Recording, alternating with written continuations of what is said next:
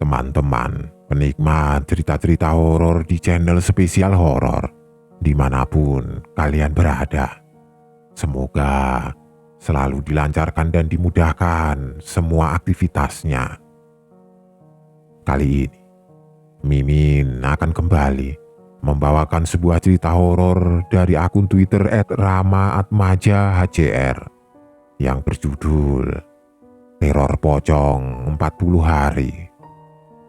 Buat kalian yang sudah penasaran, langsung saja selamat menyimak kalau kalian masih berani. "Aku mau jual tanah ini," ucap Pak Dakir, seorang parubaya dengan pipi tirus, kulit kecoklatan dan rambut pendek tidak beraturan. "Kir, kamu kan sudah dapat bagianmu. Tanah ini punya Mbak, dan kelak buat Sumi," jelas kakaknya yang bernama Butika, menggelengkan kepala mengombang-ambingkan pipi tembemnya. Seketika hening, tidak ada kata yang diucapkan. Sumi hanya diam, tidak berani mengganggu obrolan ibu dan Pak D-nya. Anak Sumi yang bernama Anggi, yang kala itu berumur 3 tahun, memainkan wajah ibunya. Anggi pun tertawa. "Kita main di luar saja yuk nak," ucap Sumi. Ibu muda dengan tubuh tipis dan rambut pendek itu langsung mendekap buah hatinya. Lantas berdiri dan langsung pergi meninggalkan ruang tamu. Sepeninggal Sumi, Pak Dakir masih terdiam. Dengan badan sedikit dibungkukkan, matanya menatap tajam ke arah sang kakak, sambil mencari siasat agar mendapatkan hak tanah yang bukan miliknya. "Dari dulu Mbak ingin menguasai semuanya kan?" "Iya kan Mbak?" celetuk Pak Dakir dengan mata melototnya. Dia marah karena tidak mendapatkan apa yang diinginkannya. "Astagfirullah Kir, sudah dari dulu kita bahas masalah ini. Mbak sudah mengalah, malah kamu mendapat 70% harta warisan Bapak. Tapi kenapa kamu tidak mau berubah? Masih saja ingin mengambil tanah saudarimu ini yang hanya tinggal satu-satunya." Butika menarik kerah baju, seraya mengusap kedua matanya yang tiba-tiba basah. "Alah, pokoknya kapan-kapan aku akan kesini lagi. Siapkan surat tanahnya." Pak Dakir berdiri lalu pergi meninggalkan sang kakak tanpa permisi. Setelah Pak Dakir pergi, Butika menenggelamkan punggungnya ke sofa. Sedangkan air mata yang keluar seakan tiada henti, ia hanya bisa mengelap sambil terus menangis, disertai istighfar dalam hati. Pak Dakir yang keluar rumah mendapati Sumi tengah berdiri di dekat pohon jambu sambil menggendong buah hatinya. Sumi balas menatapnya. Namun Pak Dakir buang muka dan berjalan dengan amat cepat meninggalkan kediamannya. Sumi menatap bingung. Entah sampai kapan Pak D-nya meminta tanah peninggalan sang kakek yang hanya tinggal satu-satunya. Ia tidak habis pikir dengan sifat Pak D-nya yang tamak dan rakus akan harta. Hilangnya Pak Dakir dari pandangan mata, Sumi langsung bergegas menemui sang ibu di ruang tamu. Nampak sang ibu menutupi wajah dengan pakaian yang ia kenakan. Sambil menggendong Anggi, Sumi mendekati sang ibu dan duduk di sebelahnya. "Bu," panggil Sumi, seraya mendekap sang ibu dari samping. Dan sang ibu langsung menyenderkan kepalanya di bahu kiri si anak. Si kecil yang menatap sang nenek seakan merasakan apa yang neneknya rasakan. Seketika, Anggi ikut menangis, terbawa suasana. "Anggi, mengapa nangis? Nenek sedang bahagia. Anggi diam ya." Sumi mengelus tubuh belakang Anggi yang mendekap erat tubuhnya. Mendengar Anggi menangis, Butika segera mengakhiri tangisnya dan tersenyum memandang Anggi, lalu menggendongnya dengan diiringi kidung Jawa. Selanjutnya, keadaan kembali pulih. Mereka pun bisa melanjutkan aktivitasnya di hari itu. Beberapa bulan kemudian, April 2016, Mata Latri melihat sekitar, mencari teman sepekerjaannya yang bernama Sumi. Yang dicari ketemu, Sumi menghampiri dengan sendirinya. Lalu mereka berdua memasuki pabrik tempatnya bekerja. "Bu Hamil, kemarin kemana?" tanya Latri, membuka obrolan di sela mengerjakan pekerjaannya. "Panggil-panggil ibu hamil, kamu sendiri sama sedang hamil?" jawab Sumi, tersenyum kecil sambil menatap Latri. "Kemarin Pak D meninggal," lanjut Sumi. "Hah? Pak D? Pak D yang mana?" Latri kaget menatap Sumi. "Pak D Dakir, yang itu loh Tri," jawab Sumi menatap balik. "Oh, yang itu. Innalillahi, turut berduka ya Sum." Latri menatap aneh seakan Sumi menyembunyikan sesuatu. Bisa meninggalnya kenapa?" lanjut Latri. "Tidak ada nafasnya," ketus Sumi. Ya iyalah Sum, memang meninggalnya di mana?" tanya Latri lagi. "Meninggal di kontrakannya, tapi tempatnya sempit, jadi dibawa ke rumahku dan semua acara proses pemakaman diadakan di rumah sampai semua selesai," jawab Sumi lagi. "Lalu, apa yang kamu sembunyikan?" Latri masih penasaran menatap Sumi dengan keseriusan. "Tidak ada sih, hanya kepikiran tingkah semasa hidupnya," jelas Sumi. Obrolan pun ditutup dan keduanya melanjutkan pekerjaan. Selepas bekerja, mereka berpisah dan Sumi langsung pulang ke rumah. Rumah Butika tidaklah terlalu besar, tetapi mempunyai 2 lantai. Lantai bagian atas tidak ada kamar. Hanya ada kamar mandi guna mencuci pakaian dan ada pula balkon guna menjemur pakaian basah. Lantai 2 sendiri tepatnya berada di atas kamar Sumi. Rumah itu pun masih lumayan berantakan karena baru selesai dibangun dan tepat di bagian depan agak ke kanan dari pintu kamar Sumi adalah tangga untuk naik ke lantai 2. Sedangkan di bawah tangga ada kamar mandi. Malam hari setelah menguburkan jasad Pak D-nya tidak ada keganjilan. Akan tetapi malam inilah keganjilan itu dimulai. Tepatnya di malam kedua setelah siangnya ia menceritakan perihal meninggalnya sang Pak D. Pukul 00 dini hari, terdengar suara seperti orang menginjak lantai 2. Namun suaranya berbeda, lebih mirip orang lompat-lompat. Suara itu membuat Sumi terbangun dari tidur. Rasa aneh mendengar suara itu sepanjang malam, ingin beranjak tetapi tidak berani. Dan Sumi sendiri tidak memikirkan adanya suatu keanehan.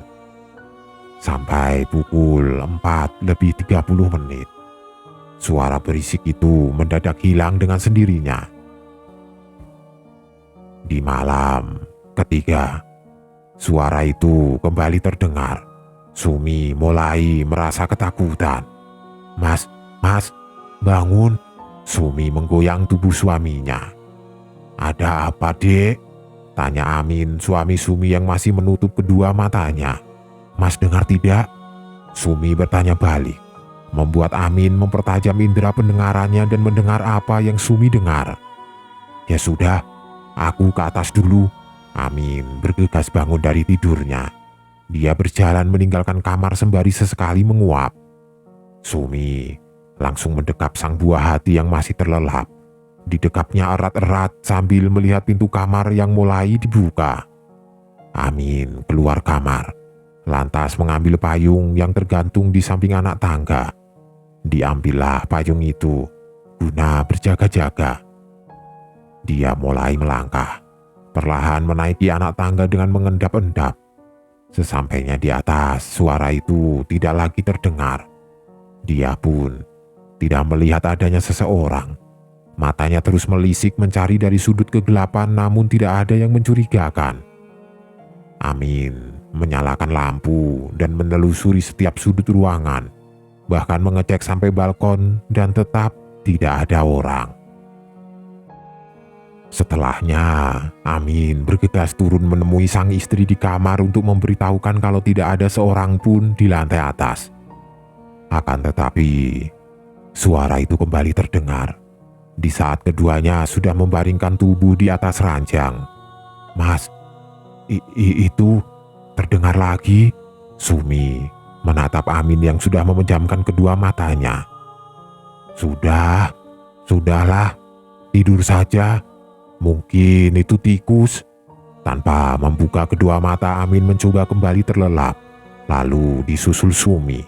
Dan keduanya terlelap tanpa mempedulikan suara tersebut. Sudah beberapa malam, mereka mendengar suara itu tetapi sudah terbiasa. Jadi keduanya tidak menghiraukan suara tersebut. Sore itu, Anggi main dengan anak tetangga, sedangkan kedua orang tuanya sedang bekerja. Sang nenek sendiri sedang ada di dapur memasak untuk makan malam. Keduanya main layaknya anak seusianya, main boneka dan hanyut di dalam imajinasinya. Namun, mainnya terganggu kala Lala ingin buang air kecil. "Anggi, aku mau pipis," ucap Lala dengan gaya bicara yang masih cadel. "Ayo, aku antar," jawab Anggi yang juga masih cadel. Keduanya segera bangkit dari tempat duduk bergandengan tangan menuju kamar mandi. Akan tetapi, langkahnya terhenti kala melihat sesosok terbungkus kain putih di ujung anak tangga bagian atas. "Anggi, pocong," bisik Lala dengan mata berkaca-kaca. "Pocong itu apa?" tanya Anggi yang tidak paham dengan sosok tersebut. "Pocong itu hantu," jawab Lala. "Hantu? Nanti kita dimakan."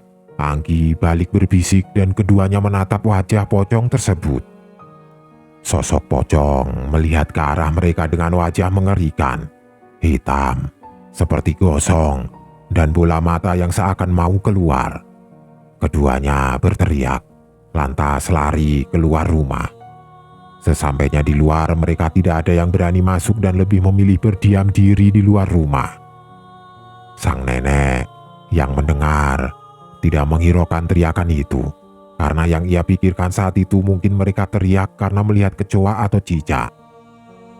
"Dasar anak-anak," ucap Butika sambil menggerakkan spatula di atas penggorengan. Tidak lama Sumi pulang. Ia heran saat melihat anaknya dan anak tetangga berdiam di luar rumah sedangkan waktu kian mendekati maghrib. Sumi berjalan cepat menemui sang anak. "Adik, kenapa main di sini? Ke dalam yuk." "Tidak mau, Mah. Di dalam ada pocong," jelas Anggi menatap Lala. "Iya, benar, ada pocong. Seram," timpa Lala mengekspresikan ketakutan. Sumi diam, menatap aneh ke arah mereka. Ia tidak habis pikir mengapa anak sekecil mereka tahu akan begituan. Keduanya pun tidak mungkin melakukan kebohongan. "Ayo, masuk, nanti pocongnya mama tendang," ajak Sumi menggandeng keduanya yang tampak ketakutan. Akan tetapi, mereka mengikuti Sumi dan masuk ke dalam rumah. Setelah masuk, keduanya berhenti di ruang tamu. Sumi heran, lantas jongkok menghadap kedua anak kecil itu. "Kenapa?" tanya Sumi menatap mereka bergantian. Keduanya tidak menjawab, namun menunjuk ke arah ujung anak tangga. Sumi heran meninggalkan mereka berdua sambil berjalan mendekati anak tangga. Dilihatnya satu persatu anak tangga tetapi tidak tampak sosok yang kedua anak kecil itu ucapkan. "Tuh, tidak ada kan?" terang Sumi. Lantas menatap ke arah dua anak kecil itu yang ternyata sudah lanjut bermain. Seakan tidak terjadi apapun. Sumi bergegas ke dapur untuk memberitahu sang ibu. Akan tetapi Butika tidak percaya dengan apa yang ia jelaskan. Sumi pun ragu, namun masih tetap percaya kalau Anggi dan Tika melihat sosok itu. Tidak lama, terdengar suara salam dari depan. Amin pulang, disapa Anggi dengan senyuman. Anggi langsung mendekap Amin dan Amin menggendongnya. Papa, papa, tadi ada pocong, jelas Anggi, yang wajahnya bertatapan dengan sang ayah dengan jarak 5 sentian. Amin melihat lorong yang menuju dapur. Dilihatnya Sumi berjalan mendekat, lalu Anggi diturunkan dari gendongan dan dia mendekati Sumi. Keduanya bertemu tepat di sebelah tangga. Iya mas, mereka sudah cerita, katanya lihat pocong di sini, tujuk Sumi dengan wajah yang menatap anak tangga bagian atas.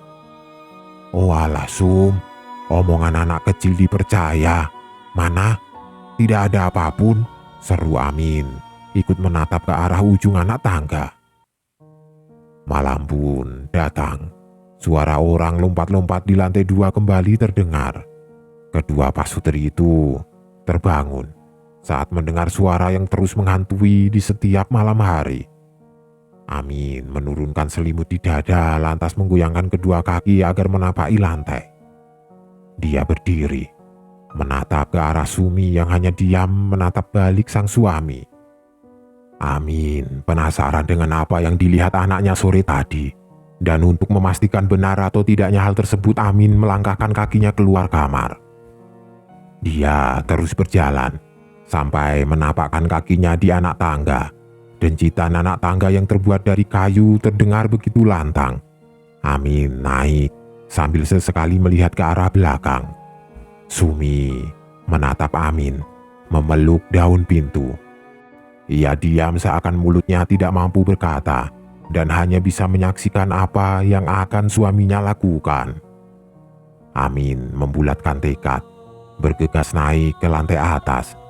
Sesampainya di atas, tangannya langsung meraba dinding mencari saklar lampu, posisinya menundukkan kepala dan merasa kalau bukan dinding yang diraba. Sejak kapan dinding bentuknya seperti ini? Sudah begitu, seperti kain. Tapi bagian ini seperti kain yang... Ucapannya terpotong sambil perlahan menaikkan pandangan. Siapa sih yang naruh jemuran di sini? Gumamnya sambil menggeser jemuran besi yang menutup saklar. Belum sempat menekan saklar, nampak sosok pocong yang awalnya tidak terlihat karena tertutup kain jemuran, kini terlihat dengan sangat jelas. Amin ketakutan. Dia coba berbalik untuk melangkah, tetapi kedua lututnya berasa kosong, lemas, berjalan turun, sambil meraba guna menopang tubuhnya yang berasa berat. Di dalam hatinya, Amin membaca doa agar dilindungi oleh Tuhan Yang Maha Kuasa. Perlahan dia turun. Sumi menatap ingin bertanya. Amin terus turun, lantas masuk ke dalam kamar mandi untuk ambil air wudhu. Setelah ambil wudhu dan mendekati Sumi yang masih berdiri dengan tatap penuh tanya. Ada apa mas? Sumi bertanya namun Amin melewatinya. Tidak ada apa-apa, kamu tidur saja. Mas mau sholat malam, sambung mengaji, jawab Amin, mengambil alat perlengkapan sholatnya. Sumi hanya diam, mengikuti apa yang suaminya perintahkan. Padahal ia tahu kalau sang suami menyembunyikan sesuatu. Amin memakai kain sarung dan baju koko, lantas memakai peci. Setelahnya, menghamparkan sajadah dan mulai bertakbir, mengawali sholatnya. Sedangkan Sumi hanya melihat, lalu memiringkan tubuhnya ke arah lain sambil menepuk-nepuk Anggi agar tidak terbangun dan ia pun terlelap. Selepas salat, Amin sambung mengaji dengan nada lirih dan tidak lama suara itu hilang dengan sendirinya. Akan tetapi, Amin terus mengaji sampai terdengar suara orang mengaji dari musola. Malam-malam berikutnya, ketika suara itu terdengar, Amin bergegas bangun lantas menunaikan sholat malam dan sambung mengaji. Dia melakukan hal itu terus-menerus. Dan entah mengapa, Kalau Amin mengaji, suara lompatan di lantai 2 tidak terdengar. Seakan sosok itu takut dengan suara orang mengaji. Amin terus menyembunyikan apa yang dilihatnya. Namun tatapan Sumi yang berasa ingin tahu membuatnya membuka mulut. Sebenarnya waktu itu aku melihat pocong di lantai 2, jelas Amin menghilangkan rasa penasaran Sumi. Akan tetapi karena hal inilah Sumi tidak berani naik ke lantai 2. Siang hari, saat ada keperluan ke lantai 2, Sumi enggan beranjak. Ia tidak berani ke lantai 2 dan selalu minta diantar oleh sang ibu. Jangankan ke lantai 2, pergi ke kamar mandi pun minta ditemani. Padahal di kamar sebelah ada sang kakak atau di luar rumah ada si Mbah. Sumi menceritakan rentetan kejadian yang ia alami ke Latri saat di tempat kerja. Latri ikut terbawa suasana dengan kejadian yang dialami oleh Sumi. Ia tidak berani ke kamar mandi seorang diri jikalau malam hari dan selalu minta sang suami mengantarkannya. Latri paling takut dengan sosok pocong karena ia trauma dengan sosok itu. Sosok pocong merah burumlah yang meneror warga di desa Kunyit. Entah sudah berapa hari terlewati. Di siang itu, saat hari libur, keluarga besar mereka sedang berkumpul di rumah Butika. Mereka ngobrol dan sesekali bercanda seperti keluarga pada umumnya. Namun, keceriaan mereka terhenti oleh sesuatu. Terdengar suara benda jatuh yang amat keras yang mengagetkan mereka. Sontak, mereka berlari ke arah sumber suara. "Ya ampun!" teriak Butika kala melihat cucu-cucunya hampir terkena sepeda yang seharusnya ada di lantai 2. Dengan segera, anak-anak itu didekap ibu-ibunya. Lantas mereka melirik ke atas, tidak tampak ada seorang pun di sana. Sepeda yang disimpan di lantai 2 jatuh dengan sendirinya seakan ada orang yang melempar sepeda itu. "Untung tidak ada yang kena. Siapa yang melempar sepeda?" teriak Farid, kakak ipar Sumi. Dia penasaran, lalu menaiki anak tangga. Sesampainya di atas tidak dilihat ada seseorang pun di sana. "Aneh, tidak ada angin, tidak ada hujan. Kok sepeda ini seakan ada yang melempar?" teriak Farid melihat ke bawah. Semuanya menatap heran tanpa berkata lalu bergegas keluar rumah. Farid pun menyusul mereka. Sesampainya di luar, Cindy berucap, "Cindy, lihat pocong Tan." "Pocong? Di mana?" tanya Sumi. "Di atas," jelas Cindy. "Yang benar, ayah ke atas tidak ada apa-apa," potong Farid. "Beneran ayah, Cindy lihat, terus sepedanya terbang sendiri." "Begitu," jawab Cindy diiringi isyarat tangan sambil menatap Anggi yang balik menatapnya dengan anggukan. Malam pun tiba. Amin bingung jika harus mengaji setiap malam karena pagi harus bekerja. Namun berbeda dengan malam ini, karena Amin shift malam dan Sumi yang takut tidur sendirian ditemani oleh sang ibu. Saat istirahat kerja, Amin merenung memikirkan sang istri yang dia tinggal di rumah. Di tengah lamunan, Sakti datang menepuk pundaknya dari belakang. "Kok melamun? Ada apa?" tanya Sakti lantas duduk di sebelah Amin.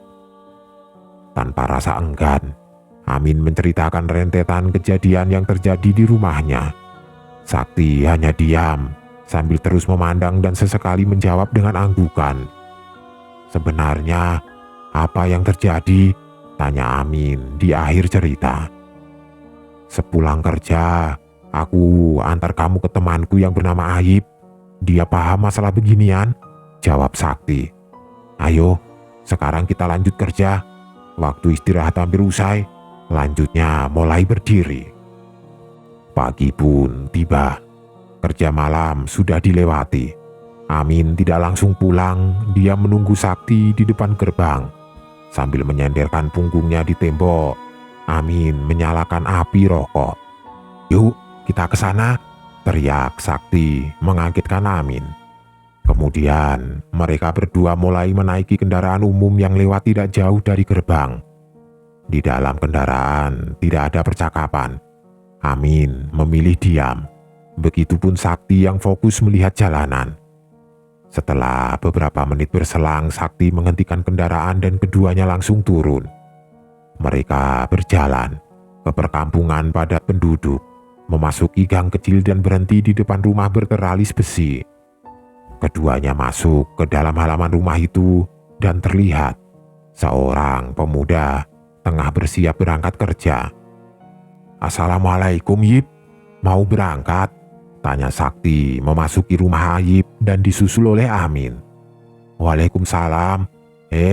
Sakti, iya, sebentar lagi berangkat. Paling setengah jaman," jawab Ayib menyambut keduanya. "Duduk dulu. Ada apa ya?" lanjut Ayib. Setelah keduanya duduk, Sakti menerangkan maksud kedatangannya. Dia menceritakan perihal kejadian yang menimpa Amin. "Seperti itu. Kalau sekarang, aku tidak bisa banyak membantu, soalnya sedang banyak pekerjaan dan malamnya harus lembur," jelas Ayib. "Iya mas, maaf sudah merepotkan. Kalau bisa, mau tahu saja kenapa sosok pocong ada di rumah saya?" Amin angkat bicara, membuat Ayib diam sejenak dan kemudian menutup kedua matanya. Amin dan Sakti saling tatap. Dibakar lagilah rokok yang mereka bawa sambil menunggu jawaban dari Ayib. "Apa sebelumnya ada orang yang meninggal?" tanya Ayib setelah membuka kedua matanya. "Iya, Pak D-nya istri," jawab Amin. "Oh, pantas. Untuk sekarang tidak apa. Paling gangguan kecil saja dan tidak bakal membuat orang celaka," jelas Ayib. "Oh, terima kasih mas. Akan tetapi, kenapa Pak D-nya mengganggu?" tanya Amin. "Karena masih ada urusan yang belum selesai," jawab Ayib. "Sampai kapan arwah Pak D-nya Sumi mengganggu?" tanya Amin lagi. 40 hari, jawab Ayib tegas. Setelah semua pertanyaan yang mengganjal sudah terjawab, keduanya pun pamit. Sedangkan Ayib sendiri langsung berangkat kerja setelah kedua tamunya tidak terlihat lagi. Amin dan Sakti berpisah, pulang ke rumah masing-masing. Amin merasa lega karena tahu kalau teror itu tak akan mengganggu mereka lagi setelah 40 hari. Sesampainya di rumah, dia menceritakan semuanya ke orang rumah. Malam-malam berikutnya, gangguan itu masih ada. Akan tetapi hanya berupa suara orang lompat saja. Pocong Pak D tidak lagi menampakkan diri, apalagi melempar sesuatu yang ada di lantai 2. 40 hari berlalu. Dan di malam ke-41 suara orang melompat di lantai 2 tidak terdengar lagi. Pocong Pak D menghilang, tidak pernah mengganggu lagi. Mereka merasa lega dan bisa mulai mengerjakan aktivitasnya seperti dulu lagi.